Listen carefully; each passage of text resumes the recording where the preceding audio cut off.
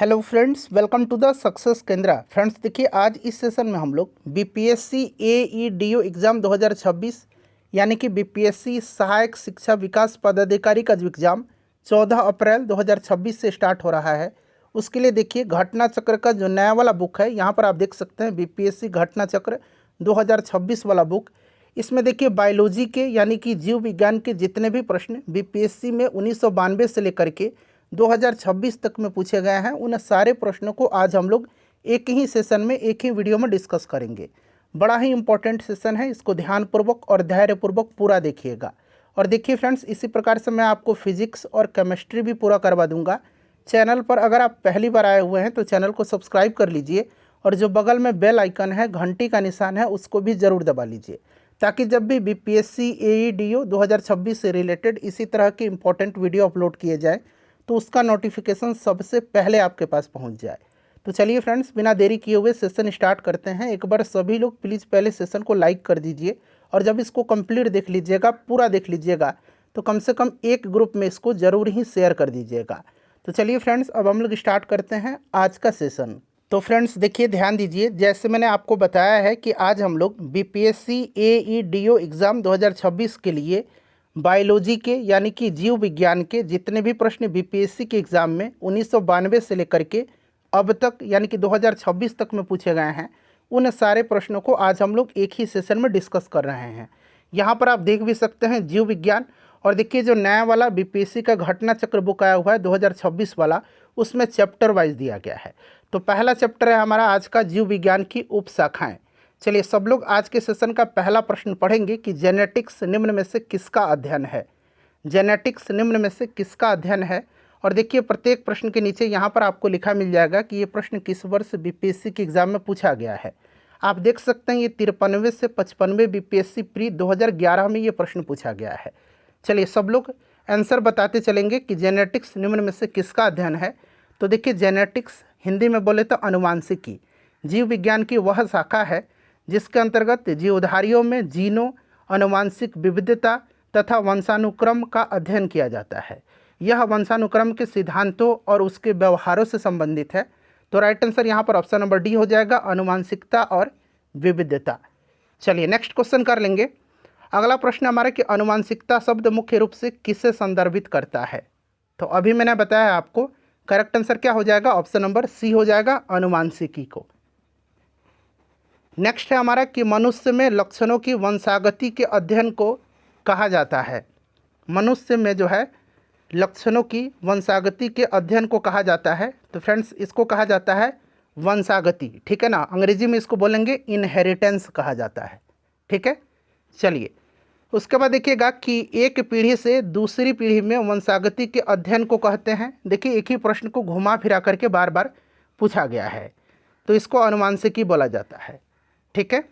चलिए उसके बाद देखिएगा कि ऑर्निथोलॉजी अध्ययन है। ऑर्निथोलॉजी अध्ययन है, बताइए सब लोग। तो देखिए ये आपका है पक्षियों का अध्ययन जो है, ये ऑर्निथोलॉजी कहलाता है, पक्षियों का अध्ययन, ठीक है ना, पक्षियों का अध्ययन, ध्यान रखिएगा।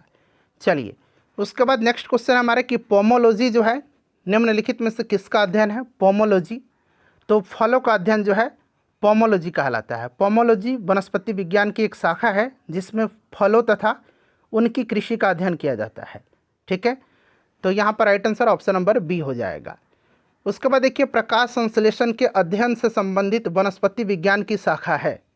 बताइए, प्रकाश संश्लेषण के अध्ययन से संबंधित वनस्पति विज्ञान की शाखा है, तो ये है आपका पादपकारिकी, जिसको कि प्लांट फिजियोलॉजी बोला जाता है, ठीक है ना। तो यहाँ पर देखिए ऑप्शन नंबर आपका सी करेक्ट आंसर हो जाएगा, ठीक है।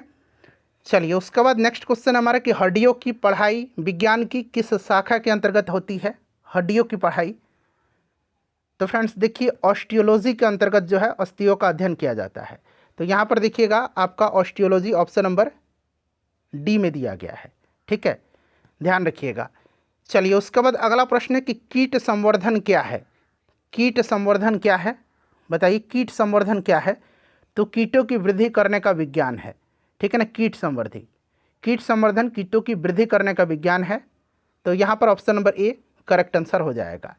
चलिए उसके बाद देखिए अगला चैप्टर आ गया जैव विकास।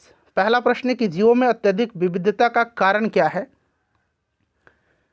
तो फ्रेंड्स ये आपका उत्परिवर्तन है, ठीक है ना, उत्परिवर्तन है, ध्यान रखिएगा उत्परिवर्तन, क्लियर, उत्परिवर्तन। तो यहाँ पर आपका करेक्ट आंसर हो जाएगा ऑप्शन नंबर सी, उत्परिवर्तन। वैज्ञानिकों का वह समूह जिसने प्रकृतिवाद के सिद्धांतों को आधुनिक रूप दिया उसे नव डार्विनवादी कहते हैं, और आधुनिक नव डार्विनवादियों के अनुसार जीनों में साधारण परिवर्तनों के उपरांत नए जीव बनते हैं जिससे उनमें विविधताएं बढ़ जाती है, और इन परिवर्तनों को उत्परिवर्तन कहते हैं, ठीक है। चलिए उसके बाद देखिएगा कि वर्तमान प्रमाण के अनुसार पृथ्वी पर जीव का उद्गम हुआ है लगभग, बताइए। तो ऑप्शन डी यहाँ पर करेक्ट आंसर हो जाएगा, ठीक है ना, ऑप्शन डी करेक्ट आंसर हो जाएगा, ध्यान रखिएगा, ठीक है। 2000 मिलियन वर्ष पूर्व हुआ है, ठीक है। चलिए उसके बाद देखिए अगला प्रश्न है कि आधुनिक मनुष्य का पूर्वज है, आधुनिक मनुष्य का, तो ये क्रो मैग्नन मनुष्य है, ठीक है ना, कौन सा है, क्रो मैग्नन मनुष्य है, तो ऑप्शन नंबर यहाँ पर बी करेक्ट आंसर हो जाएगा।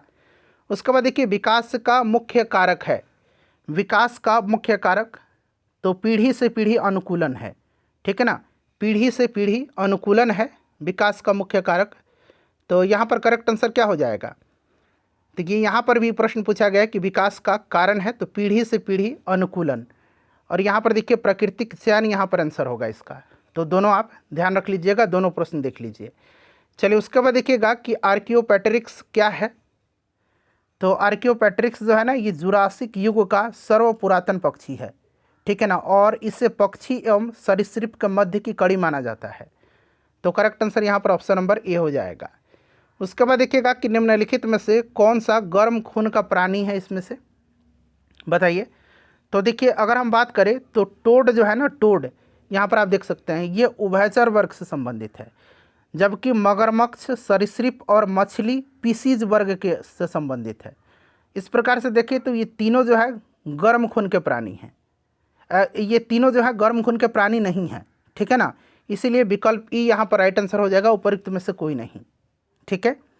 चलिए उसके बाद देखिए अगला चैप्टर आ गया वर्गीकी। पौधों के वर्गीकरण में संवहनी ऊतकों की विशेषताओं का उपयोग करने वाले पहले व्यक्ति कौन थे, बताइए। तो पहले व्यक्ति कौन थे, तो फ्रेंड्स ये थे आपके एपी डी कंडोल, ठीक है ना, अगस्टिन पायरमस डी कंडोल इनका पूरा नाम है, ठीक है। इन्होंने ही जो है टैक्सोनॉमी शब्द को प्रथम बार गढ़ा और पौधों की प्राकृतिक वर्गीकरण पद्धति विकसित की। तो यहाँ पर राइट आंसर ऑप्शन नंबर आपका सी हो जाएगा। 71वीं बीपीएससी में यह प्रश्न पूछा गया है 2025 में। देखिए लाइकेन में एक क्लोरोफिल युक्त पार्टनर एक साथ रहते हैं, बताइए। तो लाइकेन में जो है शैवाल और कवक रहते हैं, कौन, शैवाल और कवक, ठीक है, ध्यान रखिएगा, शैवाल और कवक जो है एक साथ रहते हैं और इसे म्यूटेलिज्म कहा जाता है, ठीक है।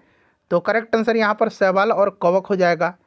उसके बाद देखिए अगला प्रश्न है कि शैवाल और कवक के मिलने से लाइकेन बनता है, जिसे कहते हैं, तो जिसे कहते हैं अभी मैंने बताया है ये जो है म्यूचुअलिज्म कहलाता है। तो यहाँ पर ऑप्शन नंबर आपका बी हो जाएगा। नेक्स्ट क्वेश्चन है कि निम्न में से संवहनी पौधे को चुनिए। संवहनी पौधों को चुनना है, तो संवहनी पौधे इसमें से कौन सा हो जाएगा, तो फ्रेंड्स ये फर्न हो जाएगा। फर्न एक पुष्प रहित संवहनी पौधा है, ठीक है ना। संवहनी पौधा उन पौधा को कहा जाता है जिनमें जल और खनिजों को भूमि से पादप के विभिन्न अंगों तक ले जाने के लिए जो है लिग्निफाइड टिश्यू होते हैं, ठीक है, जैसे कि जाइलम और फ्लोएम होते हैं। चलिए अगला प्रश्न है हमारा कि माइकोराइजा संबंध में पौधे का लाभ है, माइकोराइजा संबंध में पौधों का लाभ है, बताइए। तो फ्रेंड्स ये आपका सुरक्षा और भोजन दोनों हो जाएगा, ए और बी दोनों। ये भी 71वीं बीपीएससी में ही प्रश्न पूछा गया है। चलिए उसके बाद देखिएगा कि स्पाइरोगाइरा निम्नलिखित शैवाल में से किसका एक उदाहरण है। स्पाइरोगाइरा जो है निम्नलिखित शैवालों में से किसका एक उदाहरण है, तो ये हरा शैवाल का उदाहरण है। इसमें क्लोरोफिल पाया जाता है, इसीलिए यह प्रकाश संश्लेषण की क्रिया द्वारा स्वयं अपना भोजन बनाता है, ठीक है। तो राइट आंसर यहाँ पर ऑप्शन नंबर सी हो जाएगा, हरा शैवाल। उसके बाद देखिए निम्नलिखित में से शैवाल का उदाहरण इसमें से पूछा गया है कि कौन सा है शैवाल का उदाहरण, तो ये आपका डायटम है। डायटम एकल कोशिका वाला शैवाल है, ठीक है। चलिए नेक्स्ट क्वेश्चन हमारा कि निम्नलिखित में से कौन सा प्राणी जगत का सबसे बड़ा संघ है, तो सबसे बड़ा संघ जो है ये आपका आर्थ्रोपोडा होता है। ठीक है, तो यहाँ पर राइट आंसर क्या हो जाएगा, ऑप्शन नंबर ए हो जाएगा। ठीक है, चलिए उसके बाद अगला प्रश्न है कि संघ इकाइनोडर्मेटा के लिए क्या सत्य है। संघ इकाइनोडर्मेटा के लिए क्या सत्य है।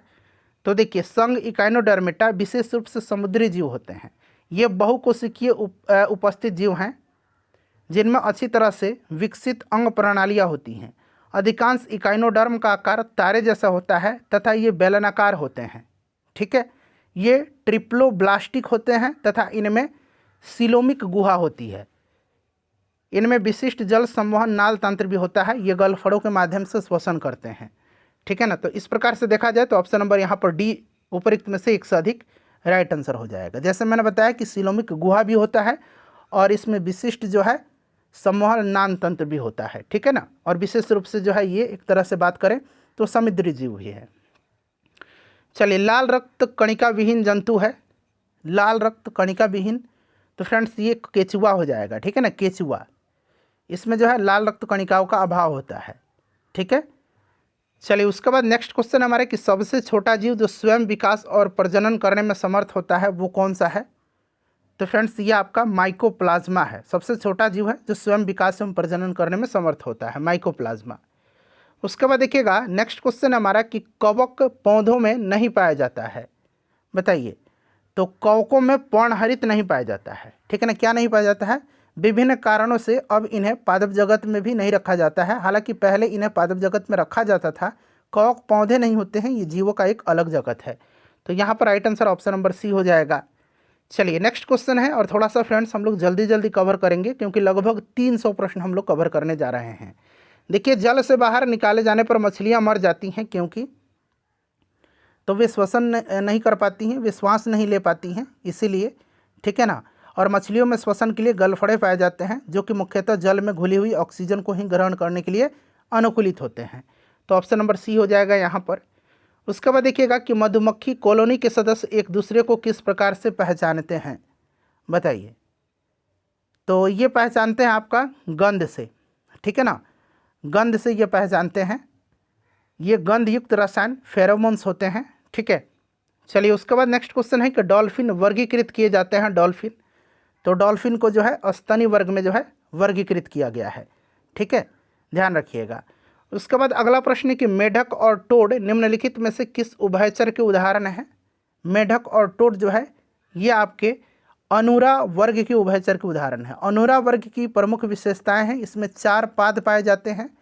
इनका पिछला पाद अगले पाद की तुलना में लंबा और मजबूत होता है जिससे उन्हें छलांग लगाने में सहायता मिलती है। ठीक है, उसके बाद देखिए ब्रायोफाइटा में जो है बीजाणु मातृ कोशिका होती है। तो ब्रायोफाइटा में बीजाणु मातृ कोशिका द्विगुणित होती है। ठीक है ना, और ब्रायोफाइटा में मॉस और लिबरवर्ट आते हैं, ध्यान रखिएगा। ठीक है, तो यहाँ पर ऑप्शन नंबर बी हो जाएगा, द्विगुणित। चलिए अगला चैप्टर आ गया कोशिका। देखिए, जीवन की संरचनात्मक तथा कार्यात्मक इकाई क्या है। संरचनात्मक एवं कार्यात्मक इकाई बताइए। तो फ्रेंड्स ये सेल ही तो है। ठीक है ना, क्या है ये, कोशिका है। ध्यान रखिएगा, कोशिका की खोज रॉबर्ट हुक ने किया था। ठीक है, ऑप्शन नंबर यहाँ पर ए करेक्ट आंसर हो जाएगा, कोशिका। अच्छा, जीवित कोशिका की खोज किसने किया था, ये प्रश्न पूछा जाएगा। तो याद रखिएगा, जीवित कोशिका की खोज लीवेनहॉक ने किया था।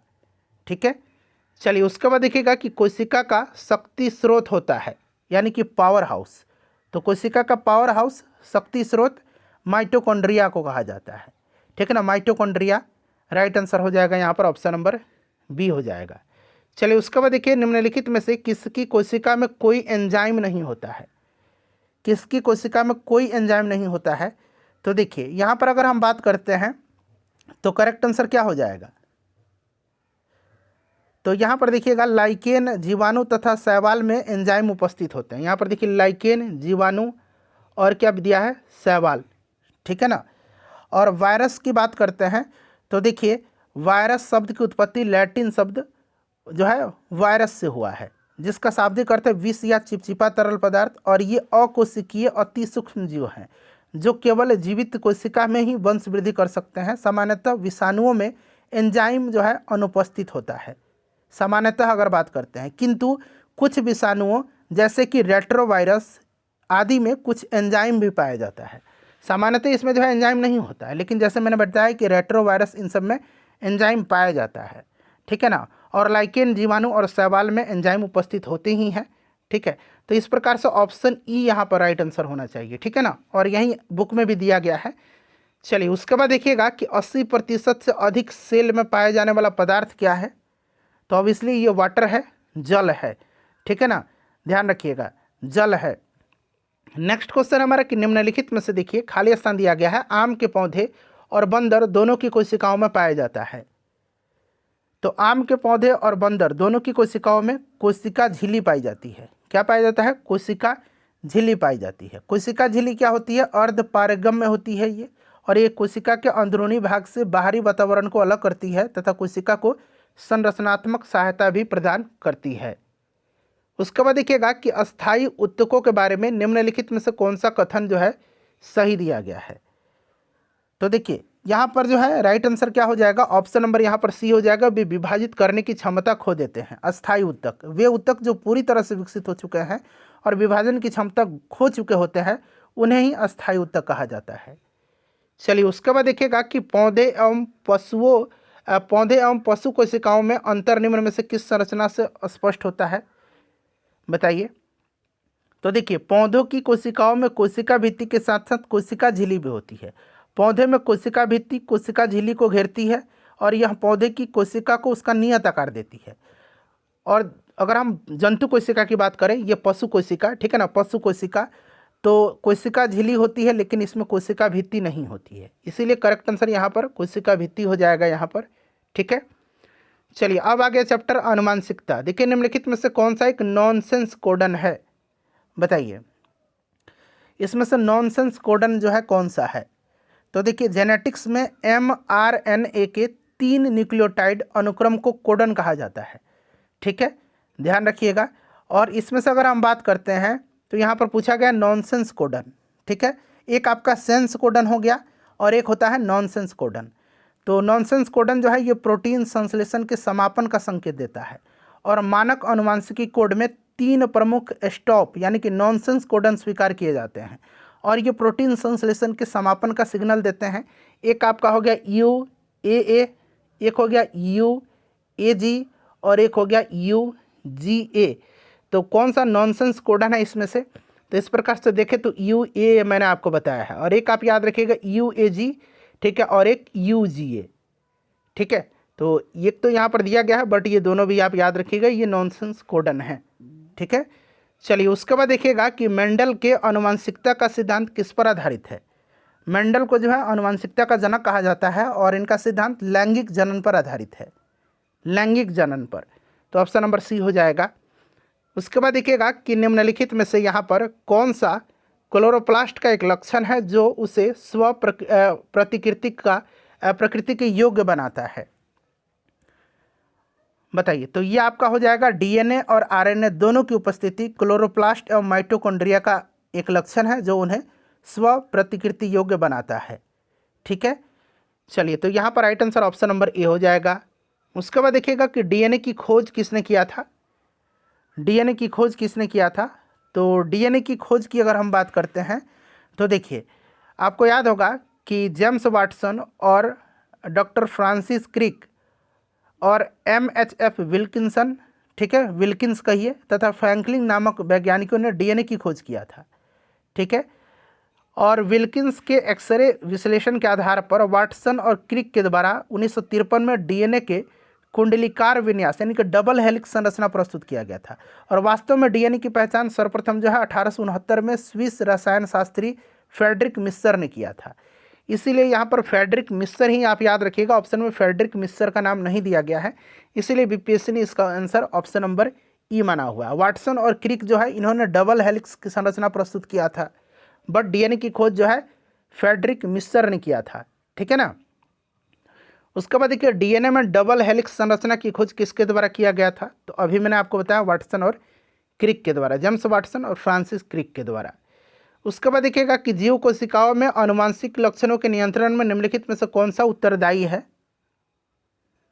तो यह DNA है, ठीक है ना, DNA। हालांकि आपको याद होगा कि आनुवंशिकता की इकाई जीन होती है, DNA यहाँ पर करेक्ट आंसर हो जाएगा। उसके बाद देखिए डीएनए को किसने अंतः पात्र में बनाया, तो ये आर्थर कोनबर्ग ने। वेरी इंपॉर्टेंट क्वेश्चन है, ये ध्यान रखिएगा। देखिए अब आ गया जैव उर्वरक, ठीक है ना। चलिए प्रश्न पढ़िएगा। प्रश्न है कि कार्बनिक कृषि एक ऐसी कृषि प्रणाली है जिसमें कार्बनिक यानी कि ऑर्गेनिक की बात हो रहा है, कार्बनिक खादों, पुनर्चक्रित फॉर्म अपशिष्टों और जैव कारकों का अधिकतम मात्रा में प्रयोग किया जाता है इसमें, ठीक है। चलिए उसके बाद देखिएगा कि निम्न में से जैविक उर्वरक का सही उदाहरण कौन सा है, जैविक उर्वरक का। तो जैविक उर्वरक का इसमें से जो है माइकोरिजल फंगी है और ब्लू ग्रीन शैवाल है, ब्लू ग्रीन एल्गी, ठीक है ना, ध्यान रखिएगा। तो यहाँ पर आपका ये दोनों हो जाएगा। और बैसिलस थीरुनजिनिस जो है ये आपका एक जीवाणु है जिसका प्रयोग बीटी कपास में किया जाता है, बट यहाँ पर जैविक उर्वरक पूछा है तो एक और दो हो जाएगा। चलिए कीटनाशी के उपयोग से उन्नति होती है, तो कीटनाशी के उपयोग से उन्नति होती है अर्थनीति की, ठीक है ना, अर्थनीति की। इसका उपयोग करके जो है कम भूमि पर अधिक फसलों और पौधों का उत्पादन कर सकते हैं, ठीक है। तो ऑप्शन नंबर बी हो जाएगा। चलिए उसके बाद आ गया मानव शारीरिकी एवं क्रिया विज्ञान। पहला चैप्टर इसमें कंकाल एवं मांसपेशीय तंत्र। चलिए प्रश्न पढ़िएगा कि कंकाल के वे हिस्से जो हड्डियों की तरह सख्त नहीं होते हैं और मोड़े जा सकते हैं वे क्या हैं, तो इनको कहा जाता है कार्टिलेज, और हिंदी में इनको उपास्थि बोलते हैं, ठीक है ना, उपास्थि इनको बोला जाता है। चलिए उसके बाद नेक्स्ट क्वेश्चन है कि मानव शरीर की मांसपेशियों के बारे में निम्नलिखित में से कौन सा कथन गलत दिया गया है।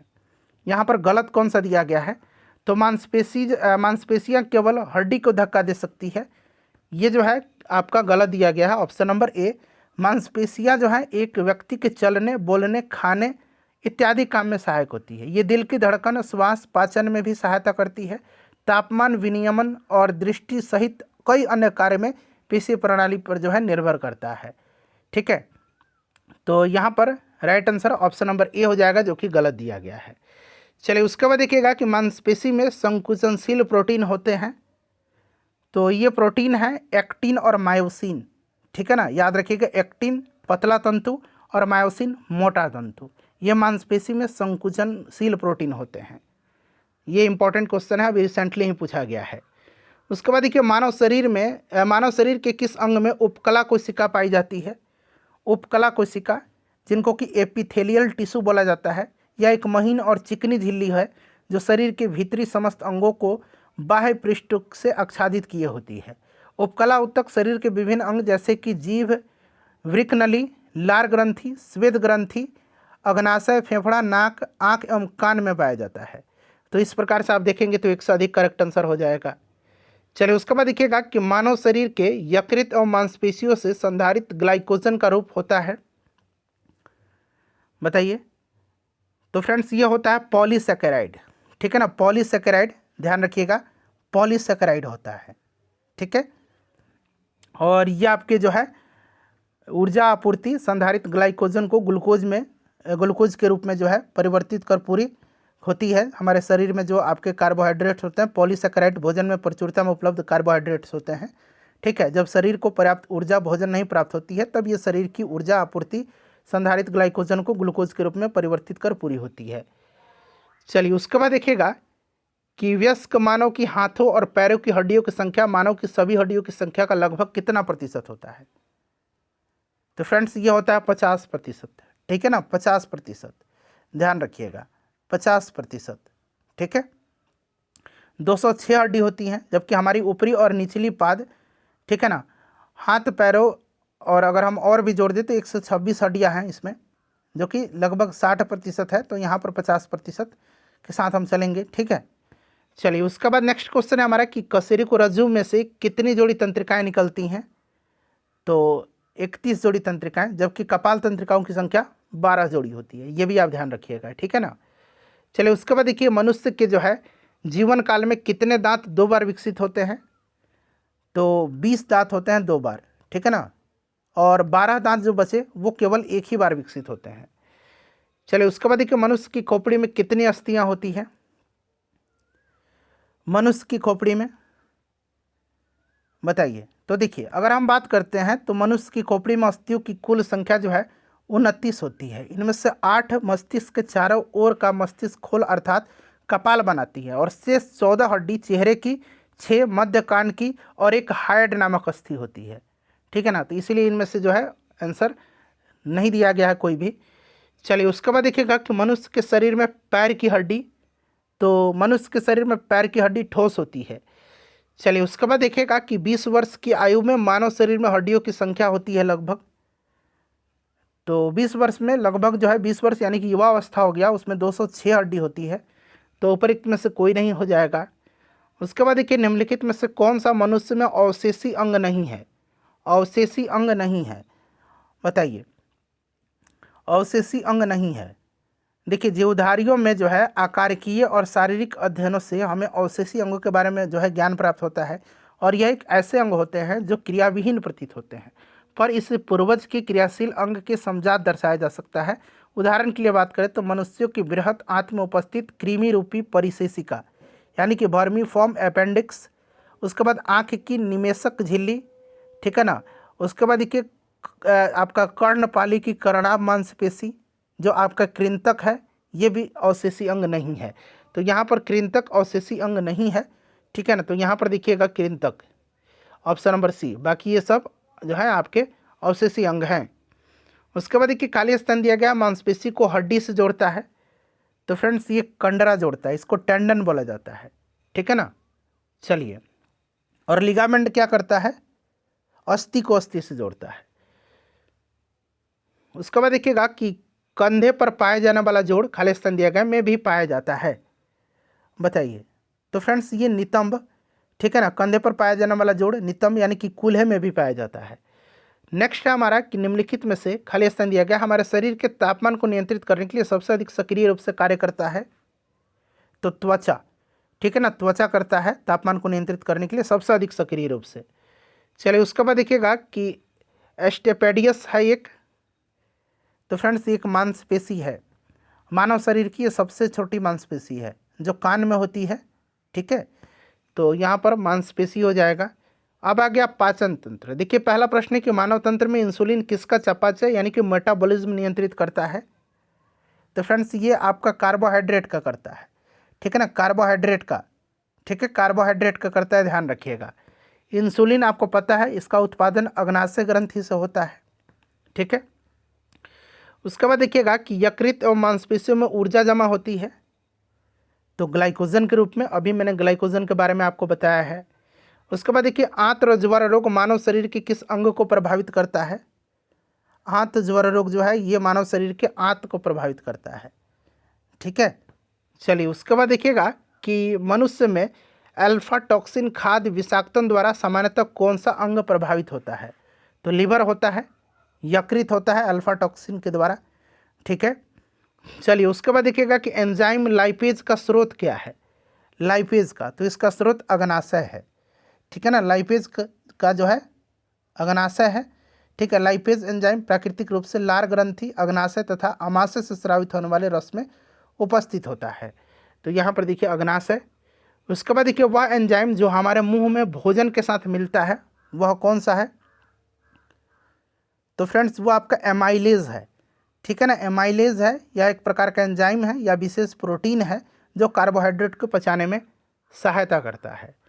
चलिए उसके बाद देखिए निम्नलिखित में से कौन सा अम्ल पेट में स्रावित होता है, तो आपको भी पता है ये HCl है यानी कि हाइड्रोक्लोरिक अम्ल है, HCl, कभी कभी ऑप्शन में इस तरह से HCl ही दे देगा। उसके बाद देखिए कड़वाहट के लिए मानव जीव का संवेदनशील क्षेत्र कौन सा है, कड़वाहट के लिए मानव जीव का संवेदनशील क्षेत्र, तो फ्रेंड्स ये पीछे का भाग है, अग्रभाग मीठा, पिछले भाग कड़वा, पार्श्व किनारा खट्टा, अग्र छोर एवं किनारे नमकीन स्वाद का अनुभव कराते हैं, ठीक है। चलिए उसके बाद देखिएगा कि कौन सी ग्रंथि दोनों है, अंतःस्रावी भी है और बहिस्रावी के रूप में कार्य करती है, तो ये अग्नाशय है, ठीक है ना, अग्नाशय है, ध्यान रखिएगा, अग्नाशय हो जाएगा।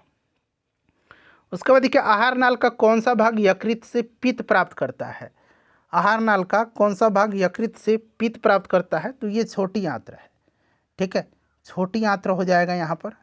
चलिए उसके बाद देखिएगा कि निम्नलिखित में से कौन सी अंतःस्रावी ग्रंथि नहीं है, तो अंतःस्रावी ग्रंथि इसमें से लैक्रिमल ग्लैंड नहीं है, ठीक है ना, अश्रु ग्रंथि इसको हिंदी में बोला जाता है, ये आपका अंतःस्रावी ग्रंथि नहीं है, ये बहिःस्रावी ग्रंथि का उदाहरण है। ठीक है, चलिए उसके बाद देखिएगा कि निम्नलिखित में से जीभ के स्वाद नहीं है, बताइए। जीभ का स्वाद नहीं है इसमें से, तो आप देखिएगा एक तो यहाँ पर मसालेदार हो गया, ऐसा कोई स्वाद नहीं है, और एक आपका हो गया तीखा। बाकी देखिए मीठा है, कड़वा है, नमकीन है, उमामी है, खट्टा है। ठीक है ना, ये आपका स्वाद के जो हैं आपके स्वाद होते हैं, ये भाग हैं, प्रकार हैं, बट ये तीखा और मसालेदार नहीं है। तो इसीलिए ऑप्शन नंबर डी यहाँ पर करेक्ट आंसर हो जाएगा। चलिए उसके बाद देखिएगा अगला चैप्टर आ गया विटामिन एवं पोषण। अब यहाँ पर देखिएगा कि निम्नलिखित में से कौन सा मुख्यतः कार्बोहाइड्रेट है, तो मुख्यतः इसमें से चावल ही है, मुख्यतः वर्ड लगा हुआ है इसीलिए। ठीक है ना, चावल हो जाएगा। उसके बाद देखिए मानव शरीर में होता है, तो मानव शरीर में सबसे ज़्यादा पानी होता है। ठीक है, लगभग 70%। उसके बाद देखिए पेलाग्रा निम्नलिखित में से किस विटामिन की कमी के कारण होता है, तो पेलाग्रा विटामिन B3 की कमी के कारण होता है। नियासिन अथवा निकोटिनिक अम्ल इसको बोला जाता है। ठीक है, पेलाग्रा रोग में दस्त, त्वचा रोग और भ्रम होने की स्थिति जैसे कि डिमेंशिया होने का खतरा बढ़ जाता है। देखिए विटामिन जो रक्त के थक्का बनाने में प्रभावी होता है, तो ऑब्वियसली आपको पता होगा ये विटामिन के है। ठीक है ना, विटामिन के। चलिए उसके बाद देखिएगा कि निम्नलिखित में से कौन सा विटामिन प्रतिस्कंदक विषों के प्रति विष प्रतिकारक के रूप में प्रयोग किया जाता है, बताइए। तो फ्रेंड्स ये आपका विटामिन के है। ठीक है ना, विटामिन के। चलिए उसके बाद नेक्स्ट क्वेश्चन है कि मानव शरीर में विटामिन ए भंडारित होता है, तो ये लीवर में, यकृत में विटामिन ए।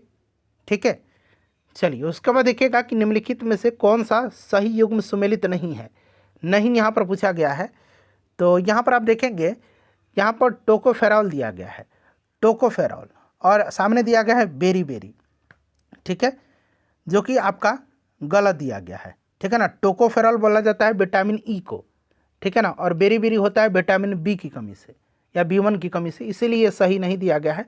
बाकी ये सब देखिए रेटिनॉल विटामिन ए है, रतौंधी या जीरोप्लाथेलमिया होता है, साइनोकोबालामिन विटामिन B12 रक्त अल्पता, अर्गो कैल्सिफेरॉल रिकेट्स, ये आपका सही दिया गया है। ठीक है, चलिए उसके बाद नेक्स्ट क्वेश्चन है कि निम्नलिखित में से किस विटामिन को अर्गो कैल्सिफेरॉल कहते हैं। अब देखिए अर्गो कैल्सिफेरॉल और एक कोली कैल्सिफेरॉल है। ठीक है, अर्गो कैल्सिफेरॉल विटामिन D2 को बोला जाता है, और कोली कैल्सिफेरॉल यहाँ मैं लिख देता हूँ, एक आपका है अर्गो और एक है आपका कोली, और बाकी यहाँ पर देखिए कैल्सिफेरॉल लिखा ही गया है, कोली कैल्सिफेरॉल लिखेगा। ठीक है ना, तो ये विटामिन D3 को बोला जाता है। ठीक है, और अर्गो बोला जाता है विटामिन D2 को। उसके बाद देखिए निम्नलिखित में से जो है किस युग में सही सुमेल नहीं है, बताइए। तो देखिए इसमें से अगर हम बात करते हैं तो सही सुमेल पूछ रहा है। देखिए सबसे पहले अगर हम बात करें तो सूर्य का प्रकाश एवं कॉड लिवर ऑयल जो है विटामिन डी से समृद्ध स्रोत होता है। ठीक है, यहाँ पर देखिए दिया गया है। उसके बाद गेहूँ जो अंकुर तेल है, व्हीट जर्म ऑयल, ये आपका विटामिन ए सही, विटामिन ई सही दिया गया है। उसके बाद अल्फ़ा अल्फ़ा विटामिन के, ये भी आपका ठीक ही है। विटामिन B1, अब आप कहेंगे विटामिन सी, देखिए विटामिन B1 भी इसमें बहुत अल्प मात्रा में पाया जाता है संतरा में, ऐसा नहीं केवल विटामिन सी ही पाया जाता है। तो सुमेलित नहीं है, क्योंकि सारे सुमेलित हैं, इसलिए ऑप्शन ई हो जाएगा। चलिए जिस विटामिन में कोबाल्ट पाया जाता है, विटामिन B12 साइनोकोबालामिन। उसके बाद देखिए अगला प्रश्न है कि कोबालामिन निम्नलिखित में से किस विटामिन का वैज्ञानिक नाम है, तो अभी मैंने बताया था विटामिन B12 को। इंसुलिन क्या है, तो इंसुलिन जो है एक तरह का प्रोटीन भी है। ठीक है, चलिए अधिकतर एंजाइम होते हैं, अधिकतर एंजाइम जो होते हैं ये क्या होते हैं, प्रोटीन होते हैं। ठीक है ना, option number A right answer हो जाएगा, जिनका निर्माण प्रायः नाइट्रोजनीय पदार्थ या अमीनो अम्लों के संयोजन द्वारा होता है। उसके बाद चलिए अगला प्रश्न आ गया हमारा कि जैविक झिल्ली यानी कि बायोलॉजिकल मेम्ब्रेन्स किससे बनी होती है, तो ये लिपिड और प्रोटीन के विभिन्न संयोजनों जो प्रत्येक प्रजाति, कोशिका प्रकार और अंग के लिए विशिष्ट होते हैं। ठीक है ना, ऑप्शन नंबर ए हो जाएगा। चलिए उसके बाद नेक्स्ट क्वेश्चन आ गया कि जैविक सिस्टम में रासायनिक क्रिया की प्रक्रिया को तेज करने के लिए उत्तरदायी पदार्थ क्या है, तो ये एंजाइम है, एंजाइम। ठीक है, विटामिन सी की कमी से होता है, अगला प्रश्न पूछा गया। तो विटामिन सी रासायनिक नाम इसका क्या है, एस्कॉर्बिक एसिड है, स्कर्वी नामक रोग इससे होता है। ठीक है। चलिए उसके बाद अगला प्रश्न आ गया हमारा कि विटामिन जो खट्टे फलों में पाया जाता है तथा चर्म रोग को स्वस्थ रखने में जरूरी होता है, तो ये भी विटामिन सी ही है। चलिए विटामिन सी का रासायनिक नाम अभी मैंने आपको बताया था, स्कॉर्बिक एसिड है। दूध किसका घटिया स्रोत है? दूध, तो दूध में जो है आपको याद होगा, दूध को संपूर्ण आहार जो है क्या है माना जाता है कि नहीं, आप लोग बताइएगा, क्योंकि इसमें सभी पोषक तत्व पाए जाते हैं, माना जाता है, लेकिन इसमें जो है विटामिन सी की मात्रा अत्यंत कम होती है, इसीलिए जो है यह विटामिन सी का घटिया स्रोत, पुअर सोर्स होता है। चलिए उसके बाद देखिएगा अगला प्रश्न है हमारा। देखिए नेक्स्ट क्वेश्चन है कि थायराइड ग्रंथि की खराबी किसकी कमी के कारण होती है ना? तो ये आयोडीन की कमी के कारण होती है, आप भी जानते हैं, तो आयोडीन करेक्ट आंसर हो जाएगा। उसके बाद देखिए विटामिन ए का सबसे अच्छा स्रोत क्या है? विटामिन ए का रासायनिक नाम रेटिनॉल है। सबसे अच्छा स्रोत इसमें गाजर है, ठीक है ना, गाजर है, हरी सब्जियां भी है, मछली का जो तेल है, ये सब होता है। चलिए उसके बाद नेक्स्ट क्वेश्चन कर लेंगे कि विटामिन ए उपलब्ध होता है। देखिए फिर से यहाँ पर आप देख सकते हैं गाजर दिया गया है।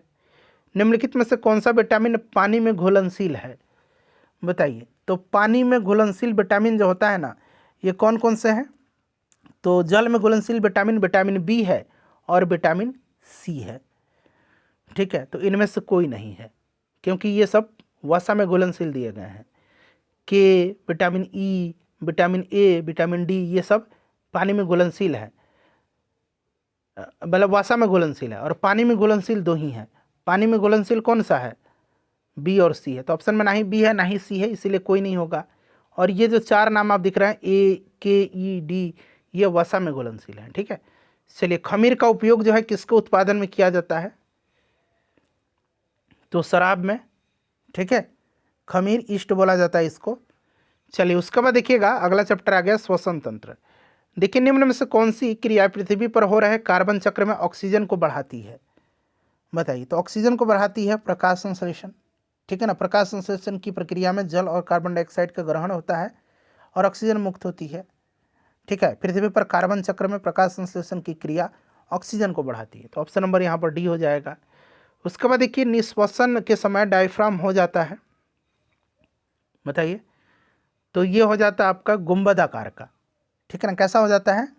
गुंबद आकार का निश्वसन, और एक अंतः श्वसन है इंस्पिरेशन, और निश्वसन को बोला जाता है एक्सपायरेशन, ठीक है।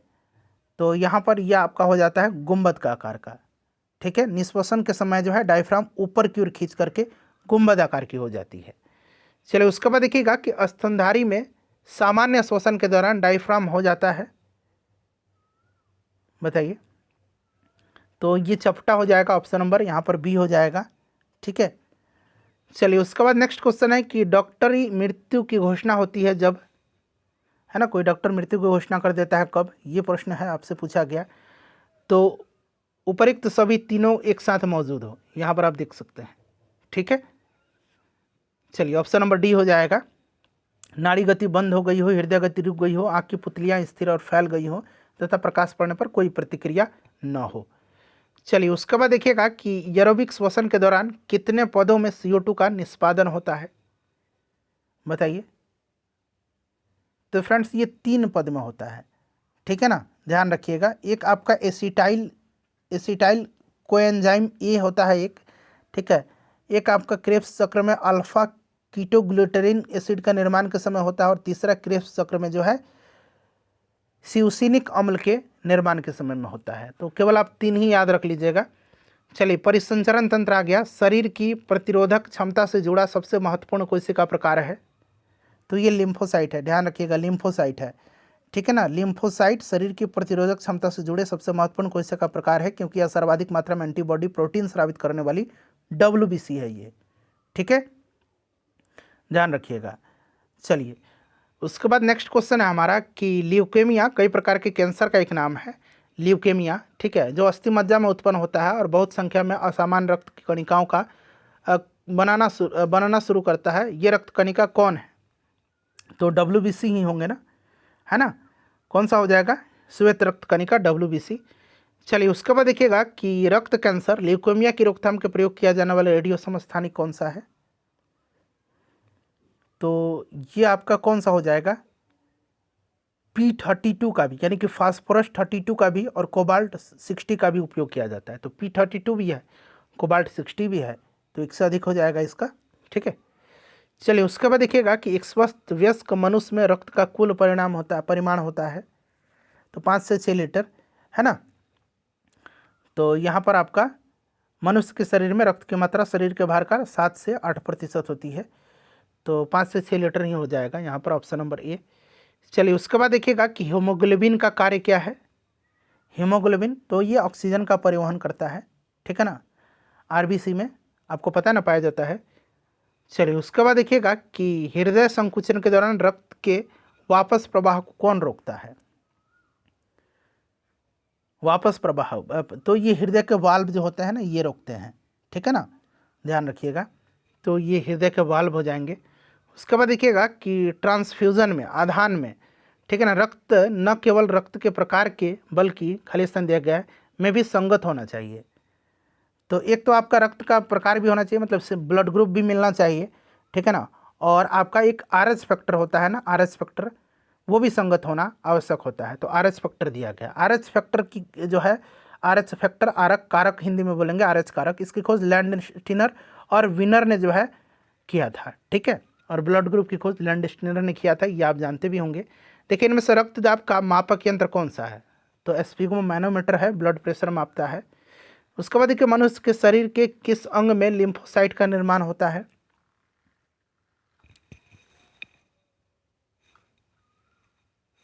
बताइए, करेक्ट आंसर क्या हो जाएगा यहाँ पर। तो देखिए यहाँ पर पूछा गया लिम्फोसाइट का निर्माण, तो मनुष्य के शरीर में प्लीहा, जिसको कि स्प्लीन बोला जाता है, थाइमस ग्रंथि और अस्थि मज्जा, इन सब में जो है लिम्फोसाइट का निर्माण होता है। तो यहाँ पर अस्थि मज्जा भी है, यहाँ पर देखिए प्लीहा भी दिया गया है, ठीक है। तो ऑब्वियसली यहाँ पर एक से अधिक हो जाएगा। चलिए निम्नलिखित में से देखिए कौन रक्त के संचलन में मदद करता है, बताइए। रक्त के संचलन में, तो ये एरिथ्रोसाइट, ठीक है, एरिथ्रोसाइट जिसे लाल रक्त कणिका कहा जाता है। कभी कभी यहाँ पर देखिए, अभी यहाँ पर आरबीसी दे देता तो भी होता, या फिर एरिथ्रोसाइट दे दिया ये भी हो जाएगा। तो दोनों नाम है, आरबीसी को एरिथ्रोसाइट कहा जाता है, ठीक है। और इसका कार्य क्या है, फेफड़ों में ऑक्सीजन को शरीर के सभी ऊतकों तक पहुंचाना और कार्बन डाइऑक्साइड को फेफड़ों तक वापस ले जाना, ठीक है। ये जो है रक्त के संचालन में सहायक होता है। देखिए किसी व्यक्ति के रक्त समूह का जो यहाँ पर दिया गया है निर्धारण होता है, तो कैसे होता है बताइए। देखिए मेंडल के अगर हम नियम के अनुसार बात करें तो किसी व्यक्ति के रक्त समूह का निर्धारण माता पिता से प्राप्त जीन के आधार पर ही निर्धारित होता है। इनकी वंशागति 2 के बजाय 3 तुलनात्मक लक्षणों के जीन्स अथवा एलिल्स एक है, ठीक है ना, एलिल्स पर निर्भर करती है। एक तो जीन्स है अथवा एलिल्स भी आप याद रखिएगा, एलिल्स, ठीक है। अंग्रेजी में इसको इस तरह से एलिल्स लिखेंगे, ALLELES, उपरोक्त में से कोई नहीं होगा, ठीक है। चलिए उसके बाद देखिए सार्वभौमिक स्वीकार्य रक्त समूह कौन सा है, तो सार्वभौमिक स्वीकार जो है AB है, और डोनर जो है कौन सा है, O है। चलिए सर्वदाता, यहाँ पर वर्ग के रक्तदाता का रक्त ग्रुप होता है, तो अभी मैंने बताया O। हीमोग्लोबिन में, मायोग्लोबिन में कौन सी धातु होती है, तो इसमें लोहा होती है मायोग्लोबिन में, ठीक है ना,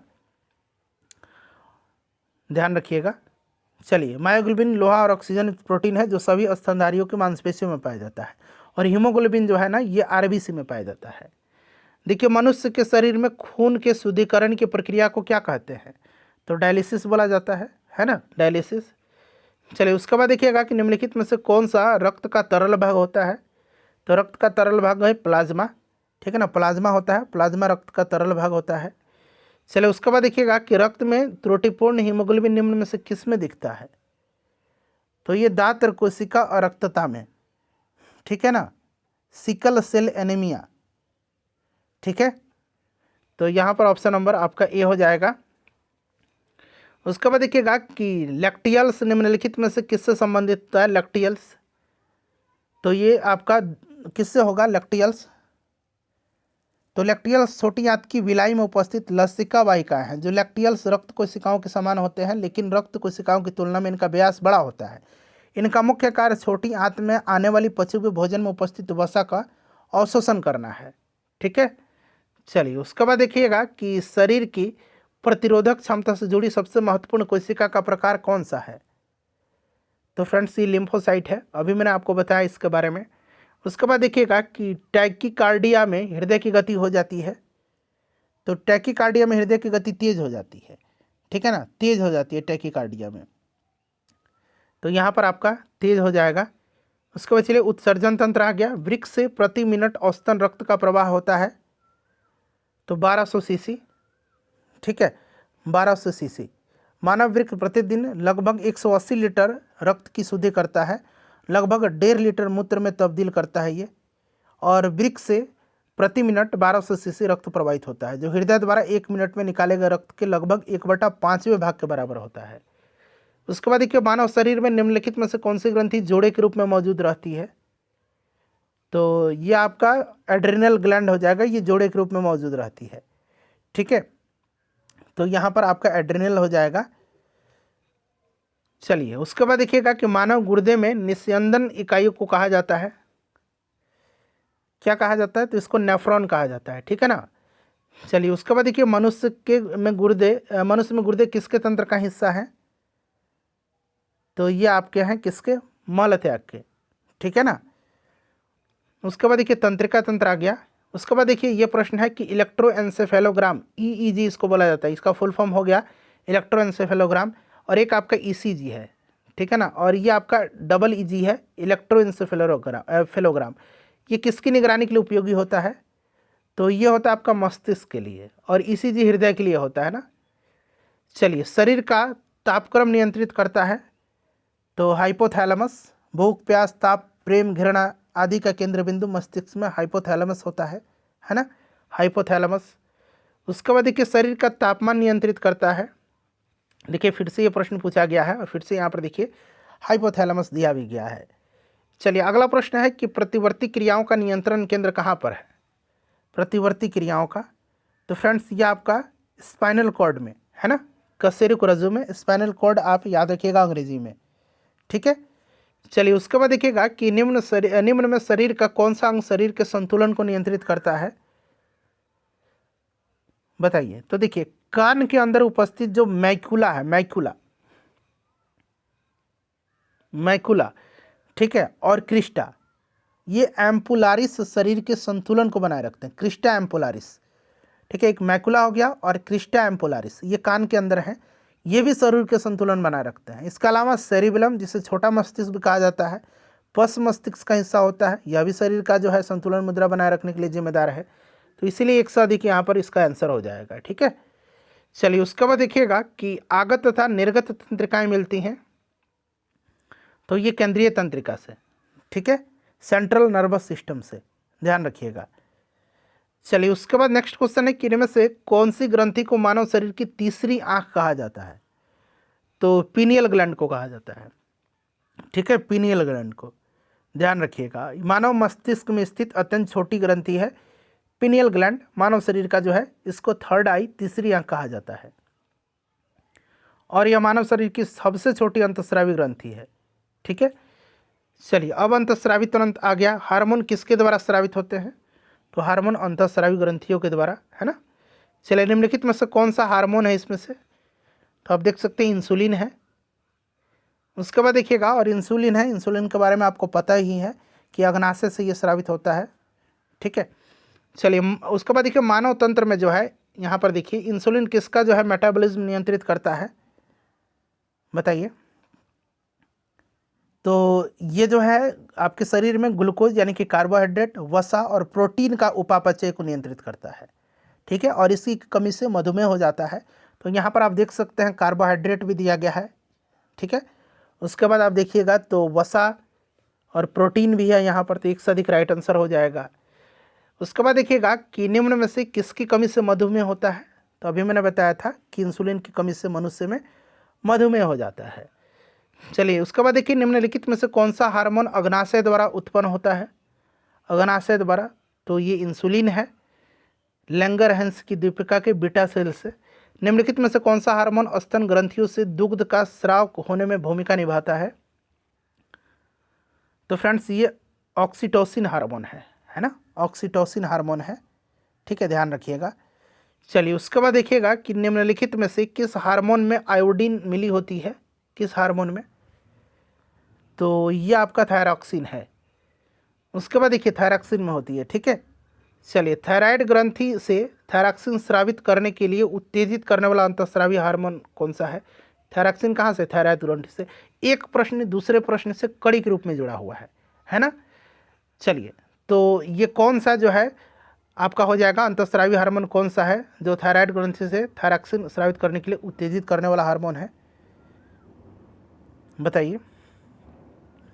तो फ्रेंड्स ये आपका TSH है ना। उसके बाद देखिएगा कि पीयूष ग्रंथि स्थित होती है, तो फ्रेंड्स ये मस्तिष्क में, इसको मास्टर ग्लैंड भी कहा जाता है, ठीक है। चलिए सहज प्रणाली का परिवर्धन निम्नलिखित में से कौन सा है? तो फ्रेंड्स ये प्रणाली का स्वपोषी क्रिया है। उसके बाद देखिए महिला सेक्स हार्मोन है इसमें से, तो एस्ट्रोजन है, ठीक है ना, एस्ट्रोजन, ध्यान रखिएगा एस्ट्रोजन है। चलिए नेक्स्ट क्वेश्चन है कि अगला क्वेश्चन आ गया कि गर्भ में भ्रूण के विकास को जानने के लिए निम्नलिखित किरणों तरंगों में से किसका उपयोग किया जाता है? तो फ्रेंड्स ये पराध्वनि तरंग का उपयोग किया जाता है, ठीक है। उसके बाद देखिए भ्रूण किस में मिलता है? भ्रूण मिलता है बीज में, है ना। लैंगिक जनन से अनुवांशिक विचरण कैसे होता है? तो ये आपका होता है जीन के सम्मिश्रण यानी कि ब्लेंडिंग से, क्रोमोसोम में बदलाव से, जीन के सफलिंग से, ठीक है। तो यहाँ पर सभी हो जाएगा, तीनों से ही लैंगिक जनन में अनुवांशिक विचरण होता है। चलिए उसके बाद देखिए निषेचन की क्रिया कहाँ होती है? निषेचन की क्रिया होती है अंडवाहिनी में। कहाँ पर? अंडवाहिनी में होती है। चलिए उसके बाद देखिएगा कि प्रकाश संश्लेषण होता है। प्रकाश संश्लेषण तो ये क्लोरोप्लास्ट में होता है। प्रकाश संश्लेषण का उप उत्पाद यानी कि बाई प्रोडक्ट यहाँ पर पूछा गया है, तो क्या होगा? तो ये ऑक्सीजन हो जाएगा बाई प्रोडक्ट, ठीक है ना, ध्यान रखिएगा इसको। चलिए उसके बाद देखिएगा कि साइटोप्लाज्म के अंदर प्रकाश संश्लेषण के अंधेरी अभिक्रिया का वास्तविक स्थल होता है, तो ये एस्ट्रोमा होता है, ठीक है ना, एस्ट्रोमा। साइटोप्लाज्म के अंदर प्रकाश संश्लेषण की जो आपका डार्क रिएक्शन है उसको ब्लैकमैन अभिक्रिया, ठीक है ना, ब्लैकमैन रिएक्शन कहा जाता है। इस क्रिया में क्लोरोप्लास्ट के एस्ट्रोमा में यह क्रिया जो होती है ना, यह क्लोरोप्लास्ट के एस्ट्रोमा में संपन्न होती है, तो यहाँ पर एस्ट्रोमा हो जाएगा। उसके बाद देखिए प्रकाश संश्लेषण के दौरान हरे पौधे अवशोषित करते हैं, तो क्या अवशोषित करते हैं? CO2, carbon dioxide. निम्नलिखित में से देखिए कौन जो है प्रकाश संश्लेषण की प्रक्रिया के लिए आवश्यक है? तो ये CO2 है। उसके बाद देखिए सौर ऊर्जा ATP में बदलती है, तो ये क्लोरोप्लास्ट में। चलिए उसके बाद देखिएगा अगला प्रश्न हमारा है कि श्वास क्रिया के लिए, देखिए ये प्रश्न BPSC TRE 3 में पूछा गया है, श्वास क्रिया के लिए जो है, श्वास प्रक्रिया के लिए निम्न में से कौन सा कथन सत्य है? तो देखिए ऊर्जा स्रावित होती है तथा ATP के रूप में भंडारित होती है, ये आपका करेक्ट दिया गया है, ठीक है। चलिए उसके बाद देखिएगा कि प्रकाश की ओर पौधे के झुकाव का मुख्य कारण क्या है? तो इसका मुख्य कारण जो है ऑक्सीन प्ररोह की नोक पर संश्लेषित होते हैं, तो और कोशिकाओं को दीर्घ समय तक बढ़ने में मदद करते हैं। जब प्रकाश पौधे के एक तरफ से आता है तो ऑक्सीन प्ररोह की छायादार भाग की तरफ विसारित होता है, ठीक ना। ऑक्सीन की यही सांद्रता दीर्घ समय तक जो है वृद्धि करने के लिए कोशिकाओं के प्ररोह के उस हिस्से की तरफ प्रेरित करती है जो प्रकाश से दूर होता है, इसलिए प्रकाश की तरफ पौधा झुका हुआ प्रतीत होता है, ठीक है। चलिए उसके बाद देखिएगा कि पानी मिट्टी से जड़ों में जिस भौतिक प्रक्रिया द्वारा गुजरता है उससे कहा जाता है, उसको क्या बोला जाता है? तो उसको बोला जाता है ऑस्मोसिस। अंग्रेजी में इसको बोला जाता है ऑस्मोसिस और हिंदी में इसको बोला जाता है परासरण। प्रकाश संश्लेषण होता है, तो अब इसलिए प्रकाश संश्लेषण होगा दिन में, प्रकाश संश्लेषण होता है, बताइए। हाँ देखिए प्रकाश संश्लेषण हरे पौधे में होने वाली क्रिया है जिसमें वे भोज्य पदार्थ का निर्माण करते हैं और इस प्रक्रिया में प्रकाश ही ऊर्जा प्रदान करता है। प्राकृतिक रूप से पौधे सूर्य के प्रकाश में ही ऊर्जा ग्रहण करते हैं, किंतु समुद्री शैवाल चंद्रमा के प्रकाश में यह प्रक्रिया करते हैं तथा विद्युत प्रकाश में भी पौधों में प्रकाश संश्लेषण क्रिया होती है। इसीलिए यहाँ पर दिन और रात दोनों, दिन अथवा रात्रि में दिया गया आंसर। देखिए पौधों एवं पेड़ों का खाना तैयार करने की प्रक्रिया क्या कहलाता है? तो फोटोसिंथेसिस है। पत्ती की कोशिकाओं में प्रकाश संश्लेषण कहाँ का स्थान कहाँ है? बताइए। पत्ती की कोशिकाओं में, तो देखिए प्रकाश संश्लेषण की क्रिया पौधे के सभी क्लोरोप्लास्ट युक्त कोशिका में होती है, अर्थात पौधे के समस्त हरित भाग में होती है। और यह प्रक्रिया विशेषतः पत्तियों के मेसोफिलिक उत्तक में होती है। किस उत्तक में? मेसोफिल उत्तक में, मेसोफिल उत्तक में। ठीक है, तो यहाँ पर उपरोक्त में से कोई नहीं हो जाएगा।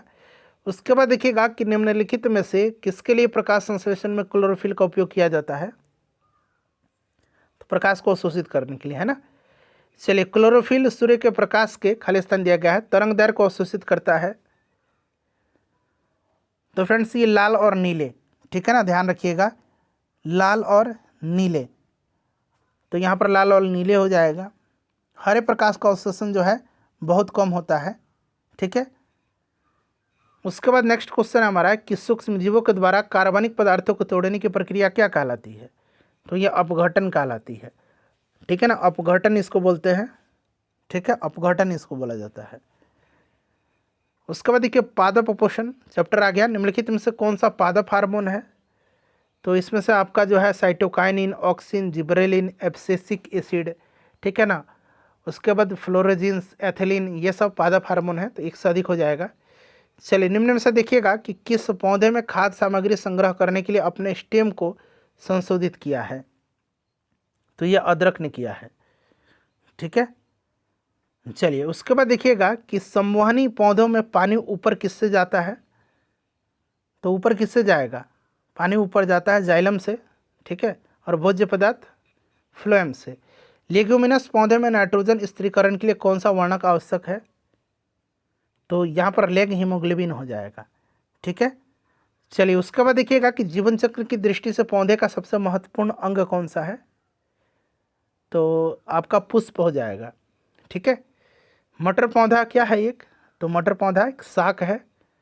उसके बाद देखिए फलियाँ अत्यधिक पौष्टिक होती है क्योंकि उनमें प्रचुर मात्रा में पाया जाता है प्रोटीन, पाया जाता है फलियों में। ठीक है, चलिए उसके बाद देखिए पौधों में जाइलम निम्नलिखित कार्य के लिए जिम्मेदार है। तो जाइलम जल परिवहन के लिए, है ना, तो पानी और घुले हुए खनिजों के परिवहन के लिए। चलिए उसके बाद देखिएगा कि किसमें परिवर्तन के कारण रंग खुलते हैं या बंद होते हैं? तो ये कोशिकाओं में पानी की मात्रा, इसी के कारण। ठीक है ना, चलिए उसके बाद देखिएगा कि निम्नलिखित में से कौन सा मेल यहाँ पर सही नहीं है?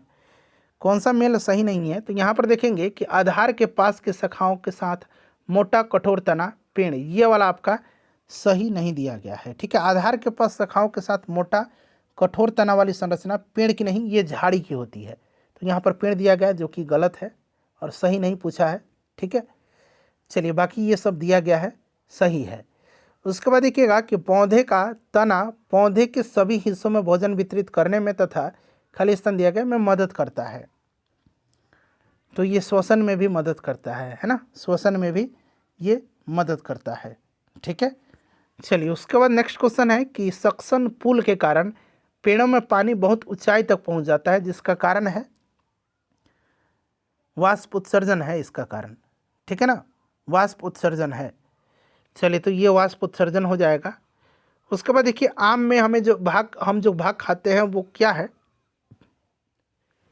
तो हम लोग आम में जो है ना मध्य फल भित्ति, इसको हम लोग मीजोकार्प बोलते हैं। ठीक है ना, मध्य फल भित्ति खाते हैं। ठीक है, लीची का खाद्य भाग कौन सा है? तो लीची का एरिल है, ध्यान रख लीजिए। चलिए अदरक एक भूमिगत तना है, जड़ नहीं, क्योंकि ये प्रश्न 2-3 बार बीपीएससी ने पूछा हुआ है, क्योंकि इसमें नोड और इंटरनोड है जो है, यहाँ पर आप देखेंगे होते हैं, इसमें गांठ एवं पर्व होते हैं, यानी कि नोड और इंटरनोड, ध्यान रखिएगा। ठीक है ना, नोड और इंटरनोड होते हैं। चलिए उसके बाद देखिएगा कि अदरक तना है, जड़ नहीं, क्योंकि देखिए ये आपका फिर से प्रश्न पूछा गया था, ऑप्शन नंबर बी हो जाएगा। फिर से देखिए यहाँ पर कि जल परागित पुष्पों में परागकण होते हैं। तो राइट आंसर क्या हो जाए, सूखे होते हैं। जल परागित पुष्पों के परागकण सूखे होते हैं। चलिए उसके बाद देखिएगा कि पौधों की जड़ों में मृदा से जल प्रवेश का कारक है। पौधों की जड़ों में मृदा से जल प्रवेश का कारक जो है ये ऑस्मोटिक प्रेशर है, ऑस्मोटिक दाब। ठीक है। चलिए उसके बाद देखिएगा कि संवेदनशील पौधे मिमोसा पुडिका की पत्तियों की गति को कहा जाता है। क्या कहा जाता है, तो देखिए संवेदनशील पौधे मिमोसा पुडिका की पत्तियों की गति को जो है ना, हिंदी में इसको कंजनशील अनुक्रिया बोला जाता है, और अंग्रेजी में इसको बोला जाता है, यहाँ मैं लिख देता हूँ, सिस्मोनेस्टी। सिस्मोनेस्टी, ये न है, सिस्मोनेस्टी। ठीक है, सिस्मोनेस्टी बोला जाता है। कोमोनेस्टी नहीं है, ऑर्थोनेस्टी नहीं है, हाइड्रोपोडिज्म भी नहीं है। ठीक है ना, तो ये आपका सिस्मोनेस्टी बोला जाता है इसको, इसीलिए उपरोक्त में से कोई नहीं होगा इसका। निम्नलिखित में से कौन सा एक वानस्पतिक हार्मोन है, तो मैंने बताया था साइटोकाइनिन है, कोशिका विभाजन में ये मदद करता है। चलिए अब आ गया नेक्स्ट चैप्टर, पादप जनन। माँ पौधे की भांति पौधे मिलता है, तो ये तना काट से। ठीक है, तो यहाँ पर ऑप्शन नंबर आपका बी हो जाएगा। बीजों से भी माँ पौधे की भांति ही मिलता है ना। लेकिन अगर हम बात करते हैं तो बीज से जो है ना उत्पन्न पौधे में थोड़ा सा विभिन्नता पाए जाते हैं, इसीलिए यहाँ पर सटीक आंसर तना काट से हो जाएगा। देखिए तना काट आमतौर से किसके प्रवर्धन के लिए प्रयोग किया जाता है, तो गन्ना के लिए तना काट। ठीक है ना। चलिए उसके बाद देखिए निम्न में से कौन सा एक सच्चा फल, ट्रू फ्रूट नहीं है, सच्चा फल, तो सच्चा फल इसमें से सेब नहीं है। ठीक है ना, सेब, काजू, नाशपाती, अनानास, स्ट्रॉबेरी, ये सब फॉल्स फ्रूट के उदाहरण हैं। ठीक है, जब फल के निर्माण में ओवरी यानी कि अंडाशय के अलावा कुछ अन्य भाग भी शामिल हो तो ऐसे फल को असत्य फल बोलते हैं, उसको सच्चा फल नहीं बोला जाता है। चलिए उसके बाद देखिएगा कि कलियां विशिष्ट रूप से पाई जाती हैं दोनों पत्तियों के आधार एवं शाखाओं के सिरे पर। फूल का देखिए क्या जो है फल बनाता है, ये पूछा गया है, तो फूल का अंडाशय फल बनाता है। ठीक है। चलिए उसके बाद देखिएगा कि परागकण की सुपरिभाषा है, परागकण की बताइए। तो देखिए परागन वैज्ञानिक अर्थ में वर्तिकाग्र अंडाशय अथवा बीजांड यानी कि वर्तिकाग्र पर परागकण के पहुंचने की वह क्रिया है जिससे कि गर्भाधान के पश्चात फल और बीज बनते हैं। ठीक है ना, तो ये ऑप्शन नंबर ए हो जाएगा, परागकण का पराग केसर से क्लोम छिद्र तक स्थानांतरित होने की क्रिया। चलिए उसके बाद देखिए आर्थिक महत्व। देखिए पादप कली है, पादप कली, तो पादप कली एक भ्रूणीय टहनी है। ठीक है ना, एक क्या है, भ्रूणीय टहनी है। ठीक है, ध्यान रखिएगा। चलिए उसके बाद देखिएगा कि लौंग एक मसाला पौधे के किस भाग से प्राप्त होता है, तो लौंग पुष्प कली से, फूल की कली से। ठीक है, ध्यान रखिएगा इसको। उसके बाद देखिए फिर से देखिए पूछा गया लौंग पौधे के निम्नलिखित में से किस भाग से होती है प्राप्त, तो ये शुष्क पुष्पकली, मैंने पुष्पकली बताया था, तो यहाँ पर देखिए शुष्क शब्द लग गया है। देखिए हल्दी पौधे के किस भाग से हल्दी पाउडर प्राप्त होता है, बताइए। तो करेक्ट आंसर क्या हो जाएगा, हल्दी पौधे के भूमिगत तने अर्थात प्रकंद से मिलता है। ठीक है ना, तो यहाँ पर तो तना है नहीं, उपरोक्त में से कोई नहीं। देखिए कुरकुमा लौंगा कौन से मसाले का वैज्ञानिक नाम है, तो फ्रेंड्स ये हल्दी का है। उसके बाद देखिएगा कि पाइन, फर, स्प्रूस, सेडार, लार्च एवं साइप्रस आदि मशहूर लकड़ी उत्पादक पौधों में से बहुत से भारत के पहाड़ी क्षेत्रों में भी पाए जाते हैं। ये सभी क्या कहलाते हैं, तो इसको अनावृत बीजी बोला जाता है। ठीक है ना, ये अनावृत बीजी हैं। ठीक है, जिम्नोस्पर्म है। उसके बाद देखिएगा इनुलिन प्राप्त होता है। इनुलिन, तो ये डहेलियों की जड़ से, इनुलिन एक पॉलीसेकेराइड है जो डहेलियाँ, प्याज, लहसुन, केला, शतावरी इन सब से प्राप्त होता है। तो यहाँ पर आप देख सकते हैं डहेलियों के बीच से। उसके बाद देखिएगा कि मलेरिया के लिए कुनैन एक सामान्य दवा है जो एक पौधे से प्राप्त होती है। यह दवा पौधे के किस भाग से प्राप्त होती है, तो ये छाल से, तने की छाल से प्राप्त होती है। ठीक है ना, सिनकोना नामक पौधे की छाल से ये प्राप्त होती है। एस्पिरिन कहाँ से मिलता है, तो एस्पिरिन जो है एक पेड़ से मिल जाएगा। ठीक है ना, एस्पिरिन और एंटीपायरेटिक जिसको कि हम लोग दर्द निवारक बोलते हैं, ये दर्द निवारक में काम आते हैं। ठीक है, और इन दवाओं को विलो वृक्ष की छाल से, विलो एक वृक्ष है, इसी की छाल से, विलो वृक्ष की छाल से जो है इन्हें प्राप्त किया जाता है। एस्पिरिन है, तो अभी मैंने बताया था एंटीपायरेटिक है। निम्नलिखित में से कौन सा एंटीबायोटिक नहीं है? इसमें से एंटीबायोटिक कौन सा नहीं है? तो आप देखेंगे ऑक्सीटोक्सिन, ये एक तरह का स्तनधारियों में पाए जाने वाला हार्मोन है ये, ठीक है, बाकी ये एंटीबायोटिक हो जाएंगे। चलिए, निम्नलिखित में से कौन प्रतिजैविक औषधि है? बताइए, एंटीबायोटिक औषधि प्रतिजैविक। अब यहाँ पर देखिए, एक तो आपका हो गया क्लोरैम्फेनिकॉल, ठीक है, और एक आपका हो गया सल्फा गुआनिडीन, ये दोनों हो जाएंगे, तो इसलिए एक से अधिक यहाँ पर करेक्ट आंसर हो जाएगा, ठीक है। चलिए, उसके बाद देखिएगा कि निम्नलिखित में से एंटीबायोटिक हैं। फिर से देखिए, एक तो यहाँ पर आपको पेनिसिलिन तो पता है ना कि एंटीबायोटिक है, ठीक है। उसके बाद एक तो आपका सल्फाडायजिन हो गया, तो ऑब्वियसली यहाँ पर एक से अधिक राइट आंसर हो जाएंगे। चलिए, उसके बाद देखिए एंटीबायोटिक दवा का उदाहरण है, देखिए कितना बार पूछा गया है, पेनिसिलिन यहाँ पर है। उसके बाद सबसे लंबा जीवित वृक्ष कौन सा है? तो यह आपका हो जाएगा सिकोआ, ठीक है। द्विपद विज्ञान संबंधी नाम का उदाहरण है, बताइए। तो फ्रेंड्स, ये आपका राना टिग्रिना, ठीक है, राना टिग्रिना, ये आपका मेढक का वैज्ञानिक नाम है, क्लियर। और आपको पता है ना कि द्विपद नामकरण की पद्धति के अंतर्गत किसी प्रजाति का नाम दो भागों से मिलकर के बना हुआ है, पहला भाग वंश का नाम है और दूसरा उसकी जाति का नाम है, तो राना टिग्रिना, ठीक है। उसके बाद देखिए, किस वनस्पति खाद्य में अधिकतम प्रोटीन होता है? तो अधिकतम सोयाबीन में हो जाएगा। संसार का सबसे बड़ा यहाँ पर पूछा गया है कि पुष्प कौन सा है? तो सबसे बड़ा रेफेलसिया है। चलिए, अब यहाँ पर देखिएगा मिलान करना है और यहाँ से आपको राइट आंसर चुन करके बताने हैं। चलिए, मिलान करना है और आपको राइट आंसर चुन करके बताना है। तो चलिए, एक एक करके मिलान कर लेते हैं। यहाँ पर देखिए लिनेन पूछा गया है, तो लिनेन सन का पौधा, ठीक है। उसके बाद जटा यानी कि कॉयर, तो ये आपका नारियल का पौधा हो जाएगा, ठीक है। मोहायर, मोहायर हो जाएगा अंगोरा बकरी, यहाँ पर देखिए दिया गया है। और डाउन हो जाएगा आपका बतख और गीज के पंख, तो इसको मिला लीजिएगा, ठीक है ना। ऑप्शन नंबर यहाँ पर डी करेक्ट आंसर हो जा रहा है इसका। चलिए, रोग और उपचार, आइए, विषाणुजनित रोग है ये पहला चैप्टर। निम्नलिखित में से कौन सा शब्द हर्पिज सिम्प्लेक्स वायरस और मानव के बीच की बातचीत यानी कि इंटरेक्शन को दर्शाता है? तो ये परिजीविता को, ठीक है ना, परिजीविता। उसके बाद देखिएगा कि एड्स निम्न कारणों में से किसके द्वारा होता है? तो एड्स होता है आपके वायरस के कारण, विषाणु के कारण। HIV द्वारा होने वाला रोग कौन सा है? तो एड्स है, ठीक है ना। इशारा टेस्ट किससे संबंधित है? किस बीमारी से इशारा टेस्ट? तो ये रंग अंधता से, वर्ण अंधता से संबंधित है। उसके बाद देखिए, निमोनिया एक संक्रामक क्या है? तो निमोनिया फेफड़ों का एक संक्रामक रोग है ना। चलिए, उसके बाद देखिएगा कि संक्रामक रोगों का सबसे सामान्य वाहक कौन सा है? तो ये आपकी हाउस फ्लाई है, मक्खी। चलिए, उसके बाद देखिए आप आ गया जीवाणु जनित रोग। प्रश्न पढ़िए, निम्नलिखित में से किस जीवाणु बीमारी को प्लीहा ज्वर कहा जाता है?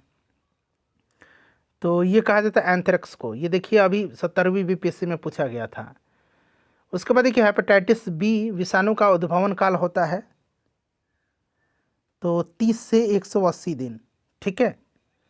चलिए, उसके बाद देखिए टाइफाइड तथा कोलरा विशिष्ट उदाहरण है, तो ये जल जनित रोग हैं, जलजन्य रोग के। VCG का टीका जो है, VCG का वैक्सीन का इस्तेमाल किसकी रोकथाम के लिए किया जाता है? तो VCG का टीका जो है TB में दिया जाता है, क्षय रोग में दिया जाता है, ठीक है, क्षय रोग में। चलिए, उसके बाद देखिएगा कि बायोडिग्रेडेबल अपशिष्ट को आमतौर पर जिसकी मदद से उपयोगी पदार्थ में बदला जाता है वह है, तो वह बैक्टीरिया है, ठीक है। चलिए, उसके बाद देखिए प्रति 5 लाख भारतीय एक रोग से मरते हैं, इसकी पहचान करें। तो फ्रेंड्स, ये TB है, क्षय रोग है। अब देखिए कवक जनित रोग, बताइए मृत जीवों के अपघटक हैं, तो फ्रेंड्स ये आपके कौन सा हो जाएंगे? बताइए। तो ये सूक्ष्मजीव जो मृत पौधे और जानवरों का अपघटन करते हैं वे अपघटक कहलाते हैं, और इसके अंतर्गत जीवाणु और कवक दोनों आते हैं, इसीलिए 100 आंसर होगा इसका। चलिए, उसके बाद देखिए मलेरिया फैलाने के अतिरिक्त एनाफिलीज मच्छर का वाहक है, तो ये आपका है एंसेफ्लाइटिस एवं फाइलेरियासिस, ठीक है ना। चलिए, उसके बाद देखिएगा कि मादा एनाफिलीज जो है, मादा एनाफिलीज को मादा क्यूलेक्स से अलग किया जा सकता है क्योंकि यह बैठती है तो अधः स्तर के साथ एक कोण पर, ठीक है। ये सब डायरेक्टली आप याद रख लीजिएगा। चलिए उसके बाद देखिएगा कि मलेरिया के संबंध में कौन सा कथन सही नहीं है, सत्य नहीं है। बताइए मलेरिया के संबंध में कौन सा कथन सत्य नहीं है। तो देखिए यह परजीवी कीट द्वारा पैदा की जाने वाली बीमारी है। मलेरिया रोग का जनक प्लाज्मोडियम नामक प्रोटोजोआ है, ठीक है, जो कि आपका डाइजेनेटिक जंतु है जिसका वाहक मादा एनोफिलीज मच्छर है, ठीक है। चलिए उसके बाद देखिएगा अगला प्रश्न हमारा है कि हमारे शरीर में मलेरिया परजीवी का भंडारण स्थल है। बताइए। तो देखिए मलेरिया जो है संक्रमित एनाफिलीज मच्छर के काटने से फैलने वाला प्लाज्मोडियम परजीवियों के कारण होने वाली बीमारी है, ठीक है फ्रेंड्स। मनुष्यों को संक्रमित करने वाली प्लाज्मोडियम की 5 प्रजातियों में से प्लाज्मोडियम फाल्सिपेरम और प्लाज्मोडियम विवैकस मलेरिया स्थानिक क्षेत्रों की आबादी के लिए सबसे ज़्यादा स्वास्थ्य खतरा उत्पन्न करते हैं और ये यकृत यानी कि लीवर और प्लीहा दोनों प्रभावित करता है, ठीक है ना। तो इसीलिए 1 से अधिक यहाँ पर हो जाएगा। चलिए उसके बाद देखिए मलेरिया कौन से मच्छर के काटने से होता है, अभी हम उसी के बारे में चर्चा कर रहे हैं, पैरासाइट वाले मच्छर, ठीक है। चलिए उसके बाद देखिए निम्नलिखित कथन पर विचार करें। यहाँ पर 2 कथन दिया गया और यहाँ से आपको राइट आंसर चुन करके बताने हैं। चलिए बताइए। तो यहाँ पर आप देखेंगे तो पहले मैं बता दूँ कौन सा कथन सही है, तो दोनों कथन आपका यहाँ पर सही दिया गया है, ठीक है। देखिए कौन सा कथन सही है, तो दोनों कथन सही दिया गया है, दोनों आप पढ़ सकते हैं, पढ़ लीजिए वीडियो को पॉज करके। उसके बाद देखिएगा अगला आगे चैप्टर हमारा हिंताजन और असंक्रामक और अन्य रोग। शरीर में लोहे की कमी से कौन सा रोग होता है, क्या होता है, ये पूछा गया है। तो रक्त अल्पता जिसको एनीमिया बोला जाता है, ठीक है। चलिए ओंकोजिन संबंधित है, तो ये कैंसर से संबंधित है, कर्क रोग से ओंकोजिन। उसके बाद देखिएगा कि तीव्रता एवं प्रयुक्तता के आधार पर निम्नलिखित में से कौन सा कर्क रोग उत्पन्न कर सकता है तथा उसके उपचार भी करता है, तो ये आयनीय विकिरण है। चलिए उसके बाद देखिएगा कि स्त्रियों की तुलना में जो है पुरुष अधिक वर्णांधता से पीड़ित हो सकते हैं, क्योंकि उनमें केवल एक एक्स क्रोमोसोम होता है, इसीलिए। चलिए मच्छर भगाने वाली दवाओं में सक्रिय रसायन है, तो ये एलिथ्रीन है। नेक्स्ट है हमारा कि निम्न जोड़ों में से कौन सा जोड़ा सही सुमेलित है। यहाँ पर तो आप देखेंगे कि मलेरिया क्लोरोक्विनिन ये आपका यहाँ पर सही है, ठीक है ना, यहाँ पर ये सही दिया गया है। BCG का टीका जो है ना ये ट्यूबरकुलोसिस में दिया जाता है, तो ये उल्टा दे दिया गया है, ये गलत है, ये भी गलत है, ये भी गलत है, ये सही है। उसके बाद देखिए ट्रैकोमा रोग का संबंध किससे है, तो ट्रैकोमा आँख से संबंधित बीमारी है। नेक्स्ट देखिएगा यहाँ पर नीचे दिए गए कूट का प्रयोग करके सही उत्तर यहाँ पर चुनना है आपको। तो यहाँ पर देखिए मैं बता दूँ कि केवल 3 और 4 आपका यहाँ पर जो है सही दिया गया है, ठीक है।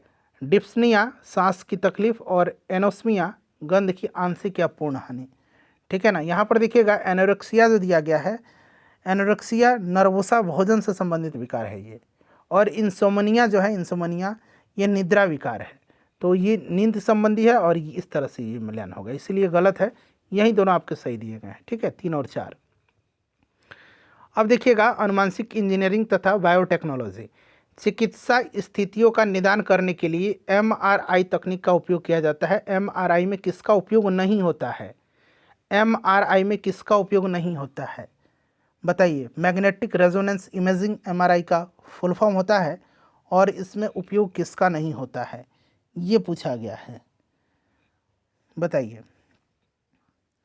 तो देखिए एक्स किरण और गामा किरण दोनों ही उच्च आवृत्ति के आयनकारी किरण आयोनाइजिंग रेडिएशन है, जिसका अर्थ है कि इन दोनों में से ही किसी परमाणु या अणु से इलेक्ट्रॉन को मुक्त करने हेतु पर्याप्त ऊर्जा होती है। अल्ट्रासाउंड MRI अल्ट्रासाउंड की बात करें और MRI की बात करें तो दोनों ही तकनीक में किसी आयनकारी विकिरण का प्रयोग नहीं किया जाता है, ठीक है ना। तो यहाँ पर जो है नहीं किया जाता है, तो एक आपका हो गया कौन, किसको, एक्सरे हो गया ना। एक क्या मैंने अभी बताया है, एक्स किरण और गामा किरण, ठीक है, तो 1 से अधिक हो जाएगा। चलिए देखिएगा किस वैज्ञानिक चिकित्सक ने पहली बार टीकाकरण की शुरुआत किया था, तो टीकाकरण की खोज एडवर्ड जेनर ने किया था और इन्हीं को जो है क्या कहा जाता है, एडवर्ड जेनर को जो है प्रतिरक्षा प्रणाली का जनक कहा जाता है। उसके बाद देखिए कच्चे फलों को कृत्रिम रूप से पकाने के लिए प्रयोग में लाई जाने वाली गैस, तो ये गैस कौन सी है बताइए फटाफट, तो ये एथिलीन हो जाएगा। उसके बाद देखिए हरगोविंद खुराना को किस आविष्कार के लिए सम्मानित किया गया था? तो इनको प्रोटीन के संश्लेषण के लिए, ठीक है। 1968 में जो है ना, इनको आनुवंशिक कोड की व्याख्या तथा प्रोटीन संश्लेषण में इनके कार्य के लिए जो है नोबेल पुरस्कार दिया गया था। देखिए खाली स्थान दिया गया है कि अभ्यास से जानवरों के क्लोन तैयार किए जाते हैं, तो ये आपका जैव प्रौद्योगिकी से, ठीक है ना। चलिए उसके बाद देखिएगा, किसी गुणसूत्र पर जीनों की आपेक्षिक स्थिति ज्ञात करने की प्रक्रिया कहलाती है? तो ये जीन मानचित्रण कहलाती है, ठीक है, जीन मानचित्रण। और इसका उपयोग जीन क्रम निर्धारण करने, जीन के बीच की दूरी की गणना करने के लिए किया जाता है। उसके बाद देखिए mRNA पद का विस्तारित रूप क्या है, जो महामारी की शुरुआत से ही व्यापक रूप से चर्चा में रहा है? तो इसका फुल फॉर्म है messenger ribonucleic acid, messenger ribonucleic acid, ठीक है। चलिए उसके बाद देख लीजिएगा, अगला हमारा आ गया कि निम्नलिखित में से कौन सा शब्द हर्पिज सिम्प्लेक्स वायरस और मानव के बीच की इंटरेक्शन को दर्शाता है? ये शायद हमने अभी किया भी था, परिजीवता को। चलिए, पुस्तक the origin of a species किसने लिखी है? तो ये पुस्तक चार्ल्स डार्विन की है, ठीक है ना। सर्वप्रथम मानव हृदय का प्रत्यारोपण हुआ था, तो ये दक्षिण अफ्रीका में हुआ था और डॉक्टर क्रिश्चियन बर्नार्ड ने किया था। तो दक्षिण अफ्रीका में, और डॉक्टर क्रिश्चियन बर्नार्ड का नाम याद रखिएगा। गर्भ में भ्रूण के विकास को जानने के लिए निम्नलिखित किरणों तरंगों में से किसका उपयोग किया जाता है? तो ये पराध्वनि तरंग का। उसके बाद देखिए, उस क्लिनिकल परीक्षण का नाम बताइए जिसमें ठीक हो चुके कोविड-19 रोगी से गंभीर स्थिति वाले, यहाँ पर जो वायरस दिया गया कोरोना वायरस रोग से रक्त चढ़ाया जाता है। तो ये आपका क्या हो जाएगा, बताइए, करेक्ट आंसर क्या हो जाएगा? तो ये आपका प्लाज्मा थेरेपी, ठीक है। चलिए उसके बाद देखिएगा कि कोविड टीकाएं प्रतिरक्षी प्रतिक्रियाएं को कैसे उत्तेजित करते हैं? तो ये आपका जीवित जीन यहाँ पर दिया गया है, SARS, ठीक है। चलिए उसके बाद देखिएगा कि वेक्टर टीके प्रतिरोधक शक्ति प्रदान करने के लिए कैसे काम करते हैं? तो ये ऑप्शन सी हो जाएगा, वायरस को जो है किसी विभिन्न वायरस से संशोधित संस्करण में रख करके। चलिए उसके बाद देखिएगा कि मानव शरीर का सामान्य तापमान होता है तो 98.6 डिग्री फ़ारेनहाइट, ठीक है, 37 डिग्री सेंटीग्रेड, याद रखिएगा। चलिए सेल्सियस स्केल पर मानव शरीर का तापमान, तो यहाँ पर मैंने बताया 36.9, 37 भी आप याद रख सकते हैं, ठीक है। निम्नलिखित में से किसका प्रयोग मच्छरों के जैविक नियंत्रण के लिए किया जा सकता है? तो किसका जैविक नियंत्रण, ये चीज़ ध्यान रखिएगा। तो ये मछली है गैम्बूसिया, इसी का प्रयोग, ठीक है। अंगोरा ऊन किससे जो है निकाला जाता है? तो खरगोश से, ठीक है। अंगोरा जो है ध्यान रखिएगा खरगोश से प्राप्त की जाती है। उसके बाद देखिएगा कि एक पेड़ के तने में मृदा सतह से 1 मीटर की दूरी पर एक कांटी ठोकी जाती है। 2 वर्ष के बाद वह कांटी तो उसी जगह पर रहेगी क्या? उसी जगह पर रहेगी, ठीक है। चलिए उसके बाद देखिएगा कि पार्किंसन बीमारी के उपचार के विकास के लिए किसको नोबेल पुरस्कार दिया गया? काफ़ी इंपॉर्टेंट क्वेश्चन है, ये आर्विड कार्लसन को दिया गया, ठीक है। आर्विड कार्लसन को दिया गया था 2000 में, सन 2000 में।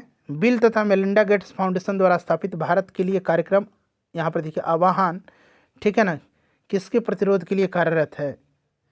तो ये HIV एड्स के लिए। डॉक्टरों द्वारा एनेस्थीसिया के रूप में प्रयोग में होने वाली जो हास्य गैस है, तो ये नाइट्रस ऑक्साइड है, ठीक है, N2O। उसके बाद देखिए जब टीके के द्वारा शरीर में एंटीजन प्रवेश करता है तब संक्रमण से लड़ने के लिए एंटीबॉडी की उत्पत्ति होती है, तो केवल B कोशिकाओं के द्वारा, ठीक है ना। चलिए उसके बाद देखिएगा कि जब हम बकरी या भेड़ का मांस खाते हैं तब हम कौन से उपभोक्ता हैं? तो हम द्वितीयक उपभोक्ता कहलाते हैं। पोलियो की बूंद किस उम्र में दे सकते हैं? तो 1 साल, यहाँ पर पोलियो ड्रॉप। एल्बर्ट सैबिन ने पोलियो ड्रॉप की खोज किया था। वसा और तेल युक्त भोजन में मिलाए जाने वाले पदार्थ को क्या कहा जाता है? तो इसको एंटीऑक्सीडेंट बोला जाता है। उसके बाद देखिए टमाटर किस अम्ल का प्राकृतिक स्रोत है? तो टमाटर ऑक्जेलिक एसिड का। चलिए उसके बाद देखिएगा कि प्रोटिस्टा समूह में निम्नलिखित में से कौन शामिल है? तो एक कोषीय यूकेरियोटिक जीव इसमें शामिल है। ठीक है, चलिए उसके बाद देखिएगा कि कीटभक्षी पौधे मिट्टी में किसकी कमी से उगते हैं। तो कीटभक्षी जो है मिट्टी में नाइट्रोजन की कमी से उगते हैं। ठीक है, और ये कीटों का भक्षण करके अपनी नाइट्रोजन आवश्यकता को पूरी करते हैं। मांसपेशियों में दर्द उपचार में उपयोग किए जाने वाला विकिरण कौन सा है। तो ये इंफ्रारेड है। चलिए नेक्स्ट है हमारा कि निम्नलिखित में से कौन सी विकिरणें शरीर के दर्द से राहत पाने के लिए उपयोग की जाती है। तो ऑब्वियसली अभी मैंने आपको बताया है इंफ्रारेड है ये। ठीक है, उसके बाद देखिए लवणता युक्त वातावरण प्रेमी पौधों को क्या बोला जाता है। तो इनको बोला जाता है लवण मृदविद। ठीक है ना, इसको बोला जाता है। ठीक है, ध्यान रखिएगा इसको। चलिए उसके बाद देखिएगा कि जीवाणु की खोज किसने किया था। तो लीवेनहॉक ने किया था। जीवित कोशिका की खोज भी इन्हीं ने किया था। पौधों में देखिए प्रतिदीप्तकालिता की खोज करने वाले कौन हैं। तो फ्रेंड्स ये किया था गार्नर और एलार्ट ने। तो ये पूरा मैंने आपको बीपीएससी घटना चक्र 2026 बायोलॉजी कंप्लीट करा दिया। सेशन को लाइक कर दीजिए और एक ग्रुप में शेयर कर दीजिए।